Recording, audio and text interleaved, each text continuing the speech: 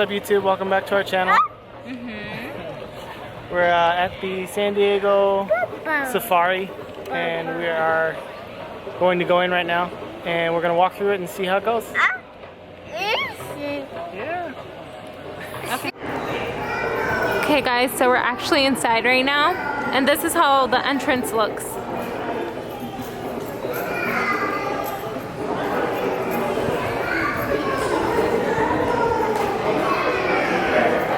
Say hi, TJ. Say hi. No?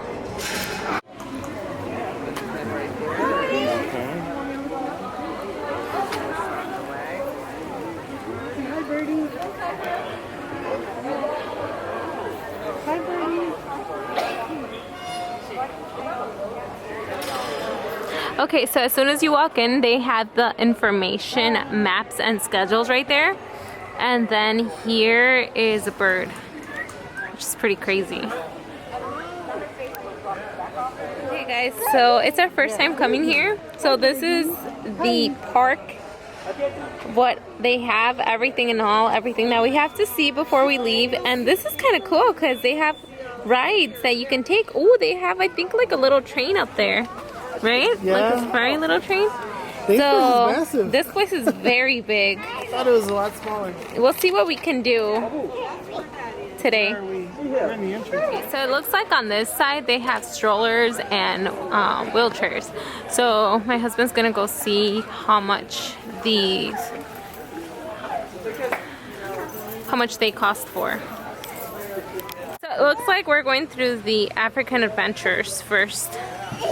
You want to begin here? Yeah, or do you want to go over that side? The safari walk. TJ, not too far. Espérate, TJ. So we are starting with the African safari. They have different animals everywhere. So it's going to be a very long video also. So if you guys want to go grab some coffee, right now would be a good idea to go grab some coffee because this video is going to be about 30 minutes long, I'm guessing. I'll try to split it into 2 videos though. So it looks like they have they are called the scaly-sided. Is that what they're called? I think so. Looks like we're going inside the Wings of the World and we're going to be inside of this with birds. So we're going in. We'll see what my son, hopefully he doesn't freak out. I know. Which I'm thinking he will. Yeah. I feel like we're going into Jurassic World. I know, right? Jurassic World? Yeah. Oh, I don't want to get copyrighted. Wow. Oh my god, there's actual birds in here. I'm scared. Yeah, What if they start peeking at us? look at that one. Oh wow. Do you guys see that? That bird right there. Whoo, that's a big zoom in. Look at it, guys. Do you guys see it? Look at these dudes. It's coming out on top. This, I don't know why this in general reminds me of like the movie The Lion King. Right?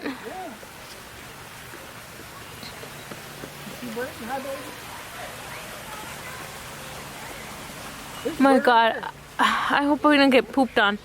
There's a bunch of birds everywhere. Oh wow, they're so cute. I know. That's cute.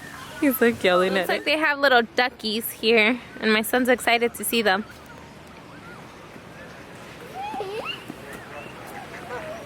It's actually really nice today. Yesterday it was a little bit colder than today, so it's starting to warm up, and I'm kind of happy about that.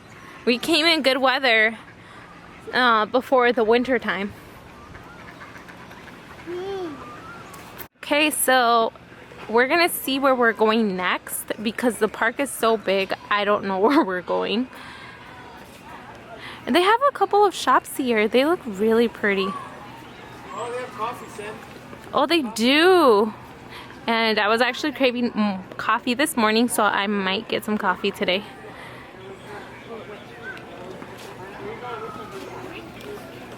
Okay, so coming over this way, they have a couple of food areas, and he's running away. So they have a couple of food areas, and then they also have some rides that you guys can go on. They have a carousel right on the other side. I don't know if you guys can see it. And they also have like a safari ride, but that one is like $84. Go ahead. So we're going this way, guys. We were just looking at the shops. They have a couple of them, but I want to do it right after. So he's saying hi to the birds. Come on, TJ. I know, come on. Give me your hand. Okay, so here we go. We're gonna go to the, it says the gorilla, so I don't know.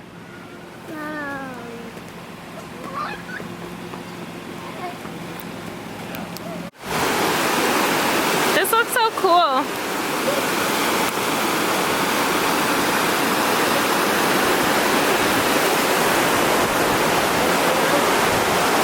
So it looks like we're going inside to see the gorillas.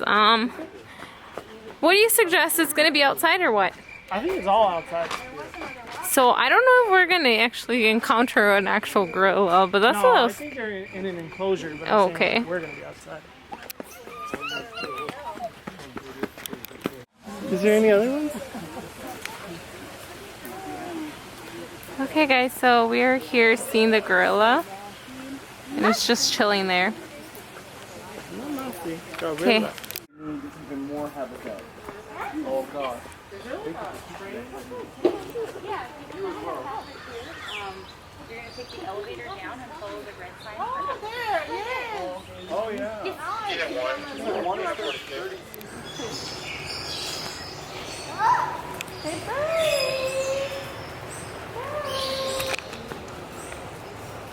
What's over there? I don't know. Let's go. Can we go left or right? Right it is. Come on, Peter.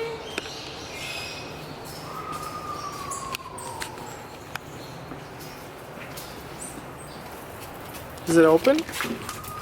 Can you go through here? Ooh, it's so dark. I'm not going in there. There's bats in there. No, there's no bats. Sure? I'm sure there's no bats. Yes. Why is it so dark in here? I don't know. Come on. This is creepy. I think we came in from the wrong side for everything. I think that's why. Give me the camera. I got it. There's nothing in here. There it is. What the heck? Can I have the camera? Oh, it's back to outside. Oh. We're lost in a maze, man. It's crazy. Can I have the camera? Yeah. Here, hold on.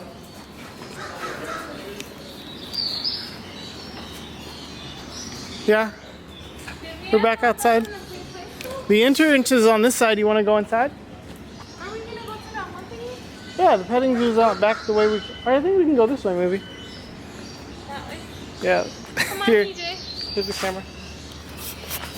That's kind of creepy going into there. Yeah, I got This is scared. I the was like, entrance. there's bats in there. Oh, okay, okay. So this was supposed to be the entrance. We just came around the wrong way. Come on, TJ, let's go.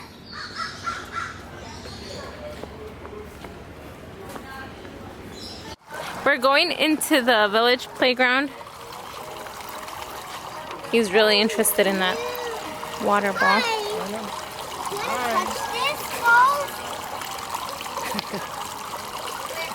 Come on. Okay, so we're going into the village area so he can pet some animals. We'll see how scared he is with this. He normally freaks out, so we'll see.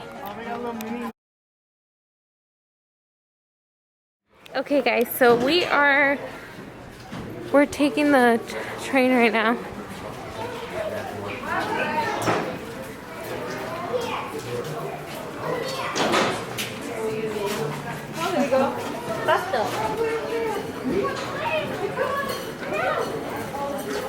Here, TJ, we're going on.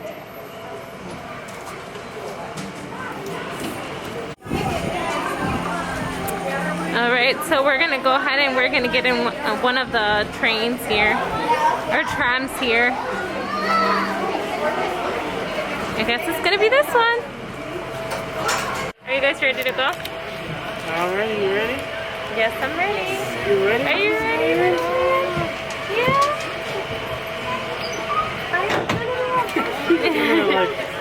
He's like, what? Okay, 5's good. I can work with that. Who's ready to hear some safety regulations? Nobody? That's okay. No one's ever ready for safety. If you guys sit next to a door, just go ahead and give it a shake. Make sure it's closed. Excellent. Those doors are going to be closed but not locked, so just make sure nobody sits on top of them or leans on them too hard. They won't support anybody's weight. Oh, If you guys look up above you on the ceiling, there's a yellow safety strip along both sides in the back cars there. That's going to be for your use in the event of an emergency. You can press that strip to get my attention so that I can help you out. If you're in the front car and there's no safety strip, you can wave to me in the mirror or tap on the window if that's necessary. If you drop something overboard like a cell phone or a hat, please don't press the safety button. Just let me know about it after the tour and I'll see about having someone get it back for you then. Without any further interruptions, we got a whole bunch of animals coming up on the left-hand side. We got a tower of giraffes a little bit towards the rear of the tram. And walking around on that hilltop there, we've got some southern white rhinos. The southern white rhino is actually the only rhino species who lives in a group like that. You can see a whole bunch of them up there on that hill. Most other rhinos, like the black rhino or the greater one-horned rhino, they're going to be a little bit more solitary, a little bit more likely to be found in just ones and twos. But the southern white rhino, they live in a big old group. See the giraffe? They do that is because of their diet and their habitat. The southern white rhino is a grazer. They eat the grass and lots of it. So they're going to live out in the open where all that grass is. But when you're out in the open like that, there's not a lot of bushes, not a lot of trees, not a lot of places to hide the baby rhinos. So, in order to make up for that lack in their natural habitat, those adult southern white rhinos are all going to group together.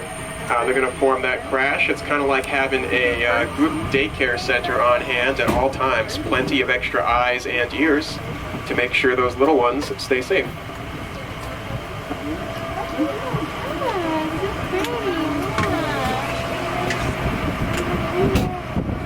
Passing by some pelicans on the right-hand side, and a little bit further up we've got some flamingos. We have a flamboyance of greater flamingos just along the right-hand side there. Don't tell the birds I said this, but they're actually not better than the other flamingos. They're just called greater because they're a little bit bigger. Of course, they've got those long, skinny legs, great for wading through the water, and those long, thin necks, which are perfect for reaching down to the bottom of the pond. Flamingos actually eat with their heads upside down, so they turn their head upside down, kind of like a scoop, like a spoon or a ladle, and they reach all the way down to the bottom, and they scoop around on the bottom.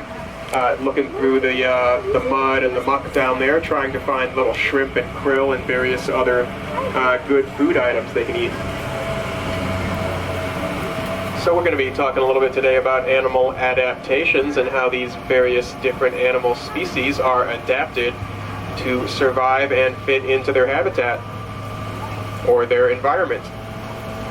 Sometimes that's going to be really obvious stuff like the long necks on those flamingos, the horns on the rhinos, the long necks on the giraffes, spots, stripes, feathers, all kinds of stuff. But other times it's going to be a little less obvious. Sometimes these animals' behavior is just as important as the way they look when it comes to survival. So we'll be talking about both their bodies and their actions when we see some of these animals living out in these various habitats we've set up here. On the right-hand side, the Rhino Rescue Center, so we're going to have a closer look at some more of these southern white rhinos, and also at a handful of deer who have wandered their way into the RRC. No harm done there by those deer. They're not actually part of the habitat, they just kind of wander in from the hills nearby. They live in the area, and sometimes, just like you guys, they like to stop in and visit the park. Also, sometimes I think those deer feel just a little bit safer hanging around their 5,000-pound bodyguard. I can't think of any coyotes who are going to get really close to a great big rhinoceros. But the southern white rhinos here at the rescue center have actually got a pretty important job to do, because some of you all might know that the southern white rhino has got a very close relative back in Africa called the northern white rhino. And the northern white rhino is a critically endangered species. In fact, there are only 2 northern white rhinos left on the whole planet. In the whole entire world. They're both female, a mother and daughter. They live on a wildlife preserve back in Africa, back in Kenya, under 24-hour watch, making sure that no harm comes to those 2. But with only those females left and no males, that means that with only one gender, that species is not going to be able to reproduce anymore. So while they're not extinct, they are very, very close. So in order to help them out, we do lots and lots of research and lots of work with their close cousins, the southern white rhinos, studying rhino genetics and rhino reproduction, hoping to come up with some ways to assist that species. Maybe one day help them get their population back up.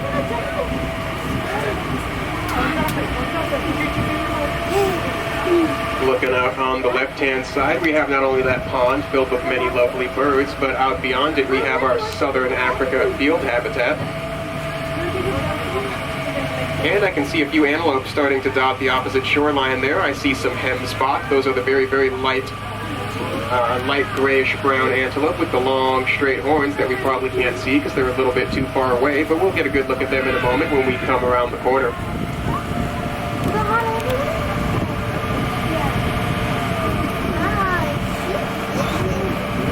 It's a good chance to kind of get a look at the land, check out the layout of the savanna, think about what kinds of adaptations are going to be useful to the animals living there. All that grass and trees and the open space. What kind of stuff's going to help them hide from danger, what's going to help them find food, what's going to help them attract a mate, communicate with each other, just do all the different things that those animals have got to do in order to survive.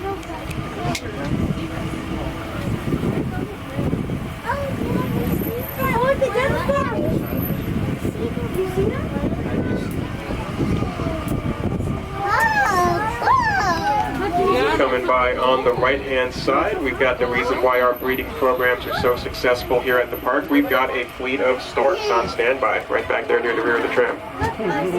I joke a little bit. Those are yellow-billed storks all the way by the back of the tram. They're right by the gate. That long, skinny yellow beak is going to be great for them to reach out and grab their food, kind of like a pair of chopsticks. They can reach out with speed and precision, grab whatever they want to eat, toss it back, and swallow it whole. Some of these other birds have got some different shaped beaks. They're going to be eating their food in a little bit different ways. You can see a couple of those sacred ibises. Those are the black and white birds with the long, skinny beak that's kind of curved. They've got little sensors on the tip of that beak. They can kind of reach around in the water, feeling for tiny little things they want to eat. A little bit like maybe reaching under your desk or your dresser with your hand, trying to feel for some spare change or maybe your keys. They've got that little bit of feeling right there on their beak. They can use that to find food. Up towards the front of the tram, I think we have a couple of pelicans. Oh yeah, there's one of them. A pink-backed pelican. He's got that long, long bill with that little pouch underneath. Pelicans can use that to scoop into the water, come up with some fish, come up with a nice big mouthful of water. Hopefully you got some food inside. Some pelicans can hold up to 2 or 3 gallons of water inside that pouch. Passing by on the right-hand side, we've got some Samarang gazelles, and on the left-hand side we have those gemsbok we saw off in the distance, those very light-colored antelope. Both these species are going to come from kind of a dry environment. Those hemsbok on the left-hand side coming from the Kalahari Desert in southern Africa, using that color scheme to blend in with the sand and the light colors. And on the right-hand side, those Samarang gazelles going to come from a drier, more arid part of the savanna. So they're going to be able to lay down in the dry brown grass, blend right in, and hide themselves from their number one predator, the cheetah.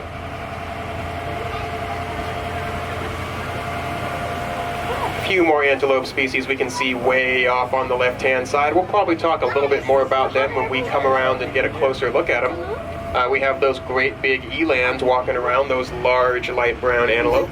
And we also have some waterbuck, those medium-sized shaggy brown antelopes sitting in a circle right there. That circle is actually a pretty common antelope behavior. We're probably going to see a few species doing that. They all face different directions. They watch each other's backs, making sure nobody sneaks up on them when they are laying down for a bit of a rest. If you're an animal like an antelope and you rely on your speed and your ability to run away from danger, you're going to be a little bit extra vulnerable when you lay down, because it's going to take you a second before you can stand up and run. So when they're laying down, they want to make sure they can see all around them and make sure the coast is clear.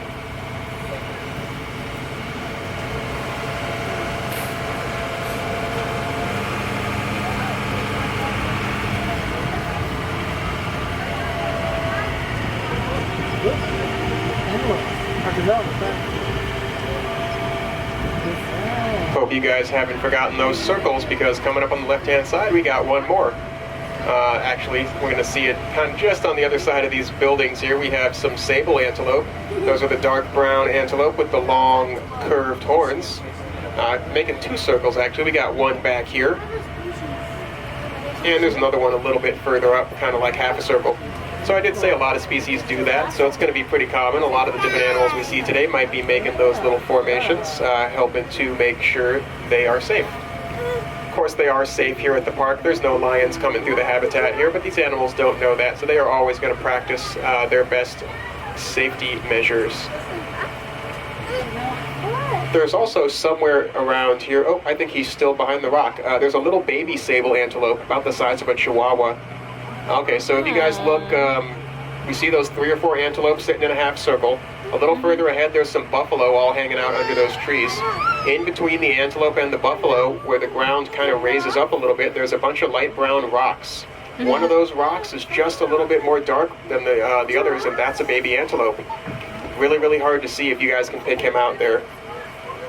So it's right where that little road goes by, where the kind of hill goes up. There's a few of those very light sandy rocks. One of them's a baby antelope, a little bit darker than the others. He's so tiny.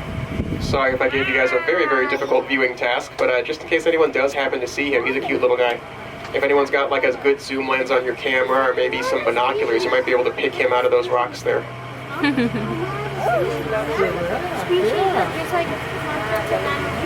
Of course, we also have these African Cape buffalo, large, dark-furred animals. Going to use that coloration to make sure they are visible and all the predators can see them. They're very big, they're very strong. They can weigh about 1,800 or 1,900 pounds when fully grown. They are more than capable of chasing off a predator like a lion and keeping them away from the herd. But they want to show off that strength, show off that ferocity, and make sure those predators can see them and they know to stay away.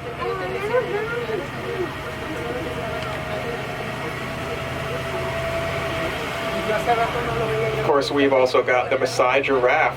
Often the reason why so many animals of different species all gather around near each other like this, they are following the giraffes. The giraffes are kind of like the watchtowers of the savannah. They can see for a couple of miles in any direction. They have very good eyesight. They're very tall. Helps them act like an alarm system for the other animals. If the giraffes are calm and cool and not too worried, all the other animals are going to be relaxed. If the giraffes are agitated and nervous, if they run away from something, all the other animals are going to get up and run away too. They don't always know what they're running from, but they know a giraffe ran away, and that's usually good enough for them.